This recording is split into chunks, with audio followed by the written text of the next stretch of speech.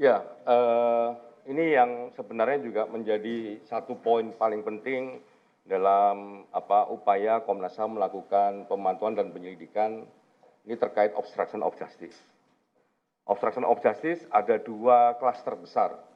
Klaster pertama adalah membuat skenario. Klaster kedua adalah menghilangkan atau merusak barang bukti. Ya, klaster pertama terkait membuat skenario itu ada 4 item penting. Item pertama adalah mengkonsolidasi saksi.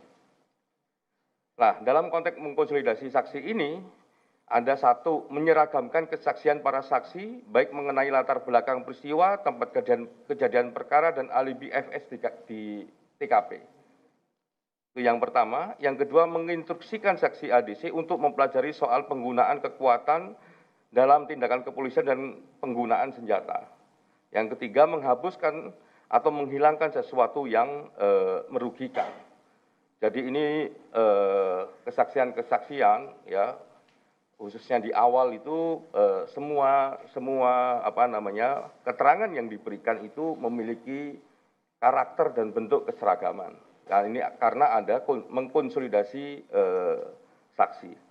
Poin nomor 2, mengkonsolidasi tempat kejadian perkara. Ya, ini yang pertama, mengubah lokasi TKP. Mengubah lokasi TKP terjadinya dugaan kekerasan seksual. Jadi salah satunya harusnya cerita ini ada di Magelang tapi ditaruh di Duren 3 rumah dinas nomor 46. Jadi ini bagian dari mengkonsolidasi TKP.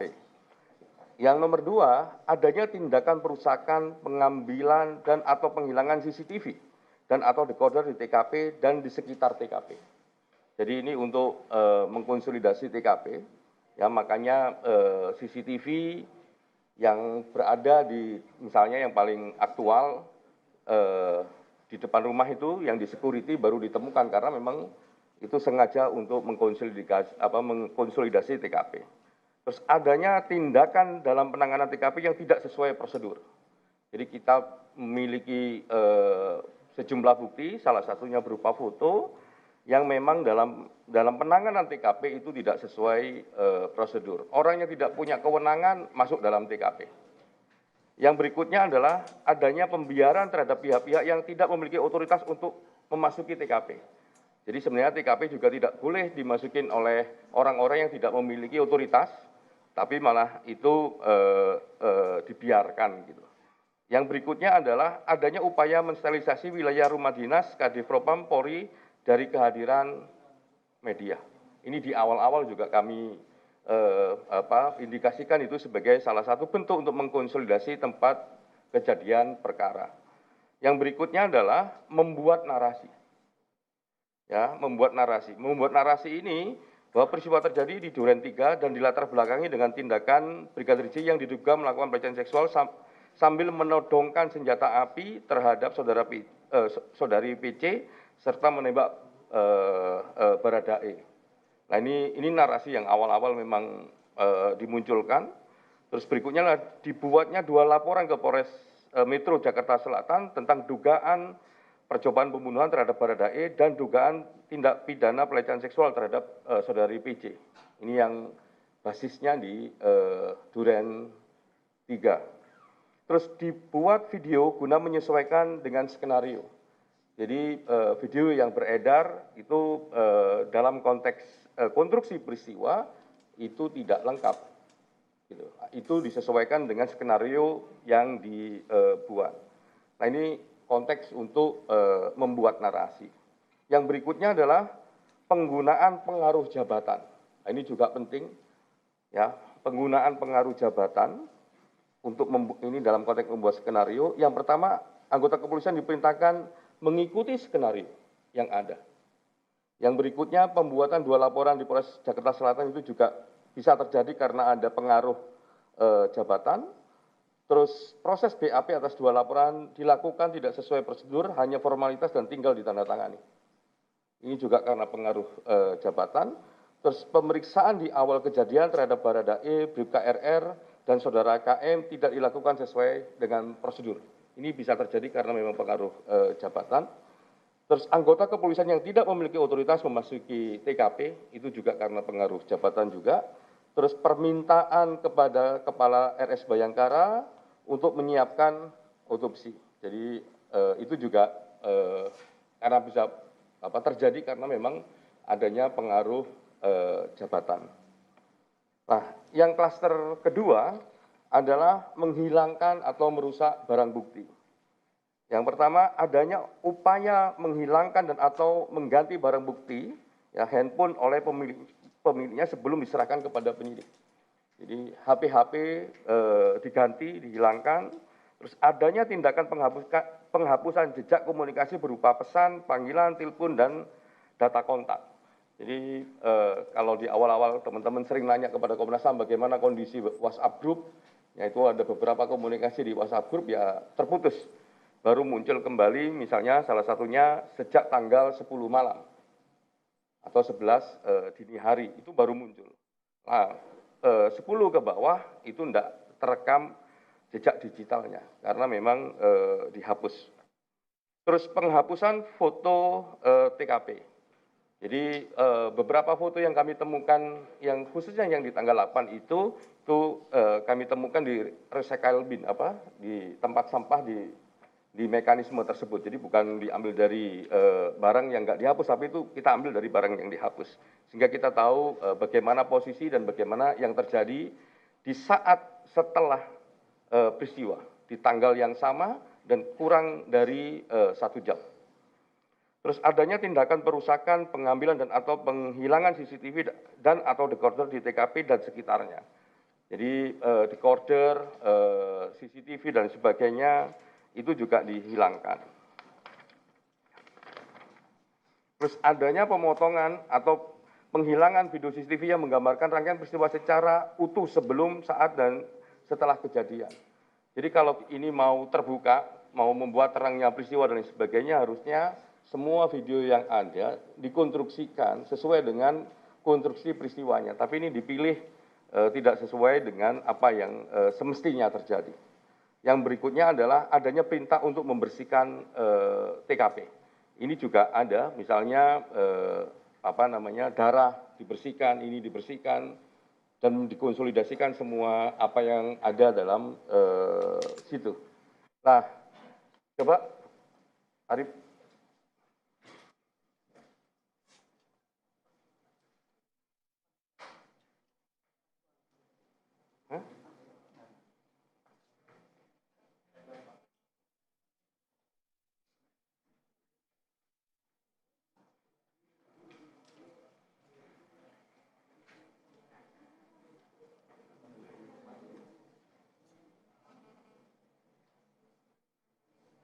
Ini beberapa contoh ya.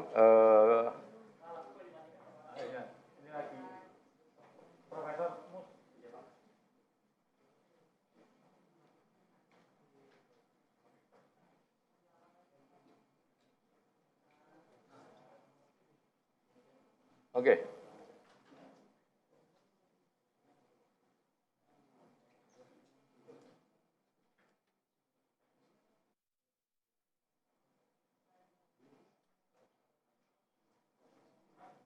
Ini oke, silakan. Nggak bisa digedein.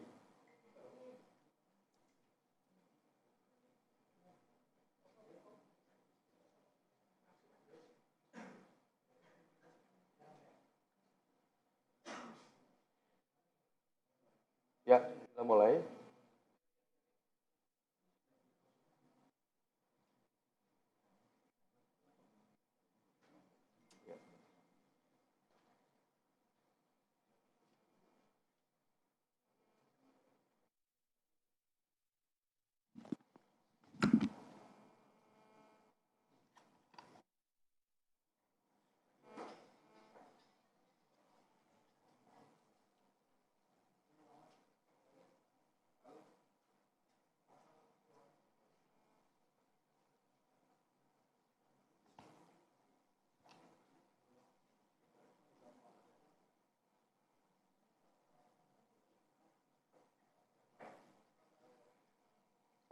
Video ini kita disclaimer dulu ya. video ini memang sengaja kami potong hanya untuk menampilkan bagian-bagian mana yang penting yang sebenarnya bisa masuk dalam video yang sudah disebarkan di publik.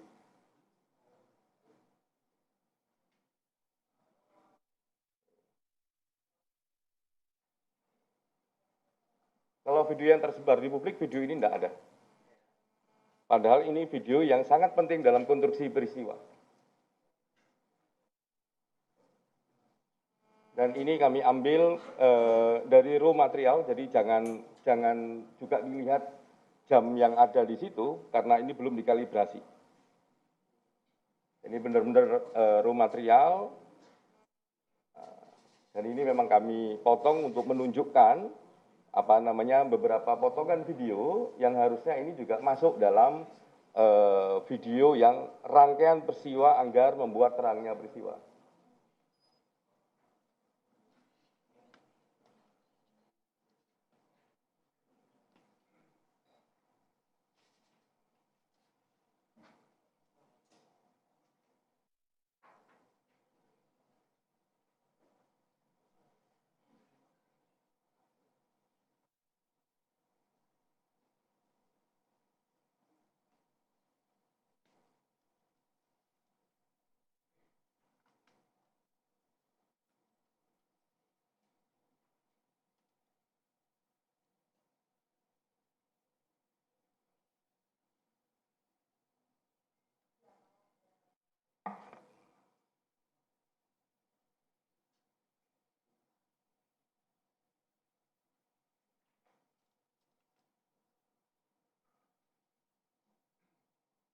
Nah, video ini kalau mau membuat terangnya peristiwa, memang sejak awal harusnya memang ada dalam konstruksi video yang dibentuk menjelaskan apa yang sebenarnya terjadi. Nah, video ini khususnya yang dua orang yang naik dan turun, ya, dua orang yang naik dan turun itu menceritakan FS memanggil ADC-nya, dan di titik inilah sebenarnya yang kami tadi sampaikan. FS kepingin tahu apa yang terjadi dalam peristiwa Magelang. Yang salah satunya kalau kita kenal itu saudara Baradae. Jadi saudara Baradae disuruh naik ke atas, ditanyain apa yang terjadi di Magelang, dipanggil ke lantai 3. Yang satunya juga begitu, ADC yang satunya dipanggil ke atas, ditanyain apa yang terjadi di Magelang. Kalau yang sudah beredar di publik, di titik itulah ya menanyakan apakah kamu mau menembak. Jadi itu posisi video ini harusnya memang menjadi satu spektrum yang penting dalam konstruksi peristiwa. Tapi dalam video yang beredar, yang itu menjadikan satu narasi, ini tidak ada. Kalau ini ada, ini akan terang benderang, karena rangkaian peristiwanya ada.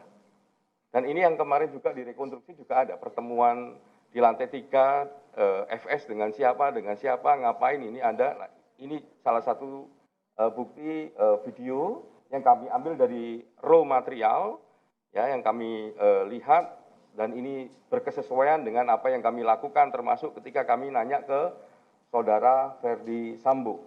Apa yang ketika datang ke Sangguling, apa yang dilakukan, dia nanya soal apa yang terjadi di Magelang. Nah, peristiwa itulah yang sangat mewarnai apa yang terjadi di Duren 3, di rumah dinas Duren 3 nomor 46. Lanjut.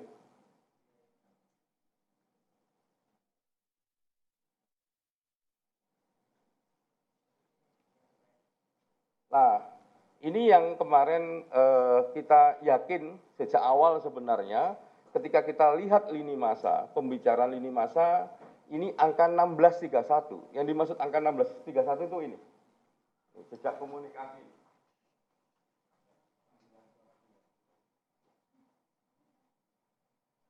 Jadi ini 1631 inilah ketika kami 1631 itulah yang ketika kami datang ke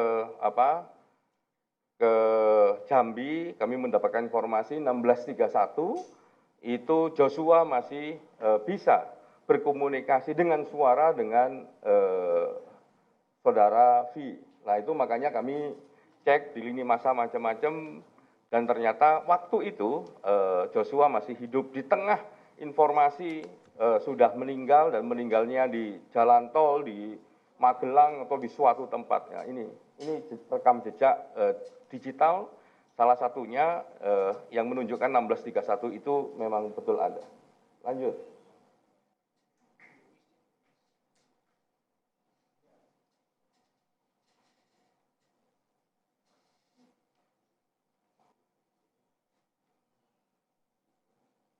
Stop.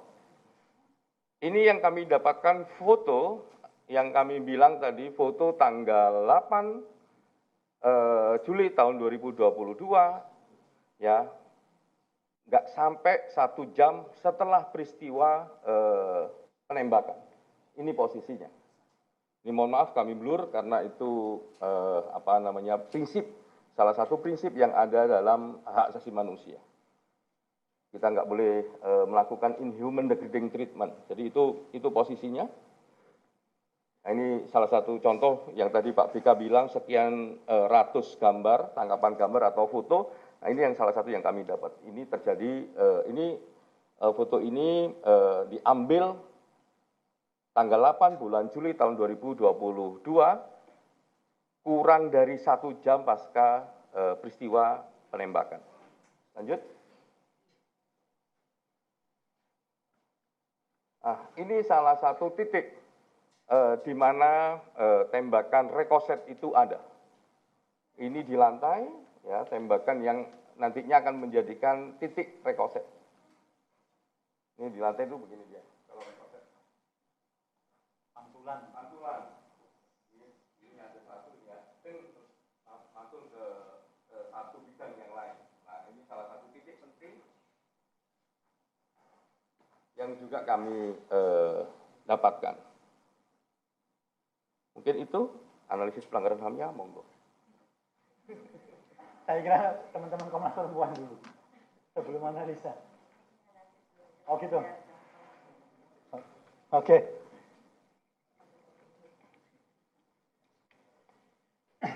Ya, tadi didasarkan pada proses, kemudian temuan faktual dan analisa faktual, kami kemudian beranjak kepada soal analisa pelanggaran HAM-nya. Ada 4 poin utama dari analisa pelanggaran HAM. Yang pertama, hak untuk hidup. Jadi, terdapat pelanggaran hak untuk hidup yang dijamin dalam pasal 9 Undang-Undang Nomor 39 Tahun 99. Faktanya memang terdapat pembunuhan Brigadir J yang terjadi pada Jumat 8 Juli 2022 di rumah dinas ex-Kadif Propam Polri. Kemudian hak untuk memperoleh keadilan. Terdapat pelanggaran hak untuk memperoleh keadilan yang dijamin dalam pasal 17 Undang-Undang Nomor 39 Tahun 99. Brigadir J yang diduga melakukan kekerasan seksual terhadap saudari PC telah dieksekusi dalam tanda kutip tanpa melalui proses penyelidikan, penyidikan, penuntutan, persidangan, dan seterusnya, atau yang sering kami sebut sebagai fair trial. Seharusnya ketika dugaan apapun harus ada proses hukum awal, tidak langsung kemudian dieksekusi. Ini pun saya kira jelas ya. Selain itu, terhadap saudari PC juga terhambat kebebasannya untuk melaporkan kejadian dugaan kekerasan seksual yang dialaminya ke kepolisian tanpa intervensi siapapun. Ini kan kejadiannya, dugaan kejadiannya ada di Magelang. Tetapi kemudian skenario yang dibangun kejadiannya di Duren 3. Nah, ini kan ada hambatan terhadap kebebasan dari saudari PC untuk menjelaskan atau melaporkan apa yang sesungguhnya dia alami. Ini lagi-lagi dugaan, baru dugaan. Kemudian yang ketiga adalah obstruction of justice. Berdasarkan fakta yang ditemukan terdapat tindakan-tindakan yang diduga merupakan obstruction of justice dalam peristiwa penembakan Brigadir J tersebut. Tindakan dimaksud antara lain sengaja menyembunyikan dan atau melenyapkan barang bukti di saat sebelum atau sesudah proses hukum. Yang kedua, sengaja melakukan pengaburan fakta peristiwa.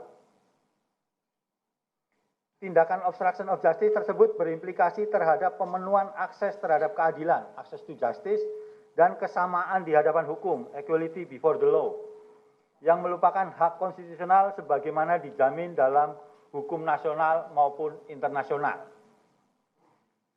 Yang keempat, ada hak anak. Hak anak untuk mendapatkan perlindungan dari kekerasan fisik maupun mental dijamin dalam pasal 52 dan 58 Undang-Undang Nomor 39 Tahun 99 tentang Hak Asasi Manusia dan Undang-Undang Nomor 35 Tahun 2014 tentang perubahan atas Undang-Undang Nomor 23 Tahun 2002 tentang perlindungan anak.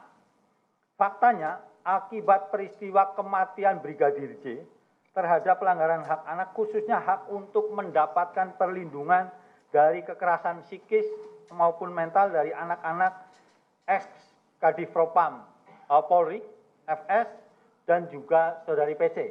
Artinya kita mendapat keterangan bahwa anak-anaknya Pak FS dan Bu PC mendapat perundungan, ancaman, cyberbullying yang kemudian menyerang di akun sosial media yang bersangkutan, dan tentu saja ini juga harus menjadi concern bersama, begitu, supaya anak-anak itu bisa tumbuh kembang dengan baik, begitu. Itu soal analisa pelanggaran HAM-nya.